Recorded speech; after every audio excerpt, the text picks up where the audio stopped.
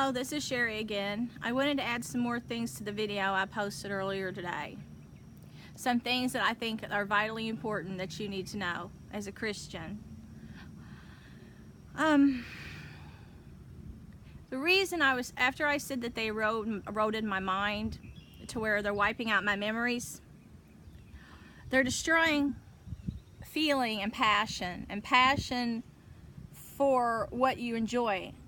I'm a writer. I love to write. Nobody knows that I haven't tried to be successful because I've spent over $70,000 fighting to just get software and computers that they couldn't break into. When this first started happening, Circuit City was in town and they would tell me they were taking my documents, folders, instant message, and wiping out my material, and I would go to Circuit City and they'd say, well, no one can see into your computer. No, there's no such thing. No one can see into your computer. I said, yes, they're seeing into my computer. They're wiping out my documents files. They're showing me the movie trailers. They're putting my movies in, and then they're telling me that they're a ghost. And sometimes they say they're my alter ego that's stealing my stuff. And then they were creating websites, and they were using my name with other people's faces, and they were mimicking me. And then they would find people that looked like me, like they must have a database of everyone in the world.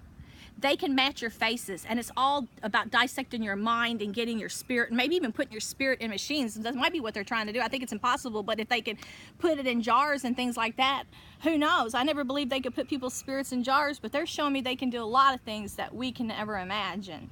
And getting off track, I'll get back on track here.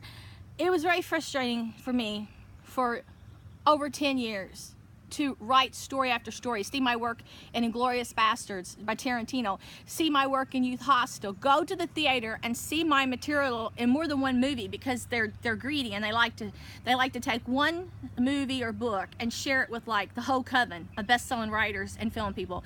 And I had to figure all this out through trial and error on my own, but I kept going to the police. I kept trusting the police. I was harassing the FBI. I went there and I would call them all the time. Oh, we're gonna send somebody, they'd say. And I'd wait, and all that would happen is I'd suffer more, or people would follow me with this handheld thing. I posted a picture of somebody holding one online that stood beside me. It looks like a phone, but they point it at you and they attack your brain, and it wipes out your thoughts. It makes you sick. It makes you know your brain's being attacked as if someone had opened your skull because you get so nauseous. It's a fear. It's not just as much as a pain as a fear. You feel like you've been raped. You've been raped, and it's worse than sexual rape. You feel like somebody raped your mind, your soul. Well, they did this for years, and laughing at me. All these dumbass men running around doing this and laughing while they're dissecting my soul. But I kept writing, and I wrote so many hits that all went to the theater. And I kept buying all the computers, and these thieves would say, well, we're rich and you're a stepping stone and you're a Christian, and don't you know we've eaten Christians since the beginning of time? How do you think the rich got to be so famous? They would say stuff to me like that because I wouldn't lose my virtue, and they said, well, we're going to take your virtue. And now to this day, the main person doing this says, well, we don't know why, but we couldn't take your virtue, but we destroyed your mind. Well, whatever. So anyhow, I've been extremely successful, but guess what? My name's not on the material. And then they would come back and rub it in my face, this one main person that said I built an empire, made them extremely wealthy. They used my ideas in games. They came out with material, with merchandise. They even did a musical on Broadway off one of my stories, and it was #1 hit. So this one idiot in the background takes credit, and they have to be with Disney and Warner Brothers. They have to be. I pitched my first script to Andy Cohen, who was an agent who worked with Terry Brooks. That was at the writers' conference. I went on a cruise, and he was on it. So was John Saw, and he pitched work there, and he's the one that pitched a script to George Clooney, and George Clooney used mine instead of John Saw's script that he pitched. So I can see a connection with these people, but this psycho is working these mind weapons on me. And what I want to tell you is, they think they can steal a soul, but right now, today, I try to just feel good about something, and my writing is what makes me passionate. They will destroy anything you feel good about. It's the devil's way of getting joy, and these people say they are the devil. So if you suffer, it gives them joy. They're sick psychopaths. They're just totally psychopaths. But they're not going to win, because when I talk to God and they dissect my soul, he just says, child, let their crimes add up. I'm going to demolish them on the other side. I'm going to devour them on the other side. So if I don't willingly do anything, it's not going to cost me. That's where they drag you in. They make you think they're hurting your pride, so you'll fight them. That just drains your energy. They love it. For years, I had pride, and now I cry and leave it over to God, because they want you to fight. It's giving Satan power. It's giving them power. What they don't want you to do, to cry to God and say, God, make me your offering. You know, if you want to nail me to the cross, that's just fine. I'll cry at your feet. And they know Christ is on my side. They know that. But as long as they had me fighting them, they thought I was becoming tarnished. Yeah, but Christ can cleanse me too. They have wiped out my passion. Now if I try to write, there's no happiness, there's no joy, because you have to have that passion. They've wiped out my brain, and every time I would fight to tell you all what was going on all these years, they would take more of my mind. They say, no brain, no pain. It took years of me fighting to tell the world what they were doing, and that people started waking up. People started catching on. But every time it cost me my mind. Now they said they've made me a stooge. It cost me my intelligence to try to save humanity. But you know what? Do you think people are out helping people like I was, risking their life, losing their intelligence, risking their soul? They have weakly given in. They are weakly serving this. They're serving this evil power. And it makes me mad at humanity. It really does. So, because I would have died for God. I was ready. So now, whenever I go places and they say, be kind, give us your heart, have a heart, I want to be cold, because all I remember is 10 years of terror and pain and emergency room visits while they demolish my soul, my heart, my mind.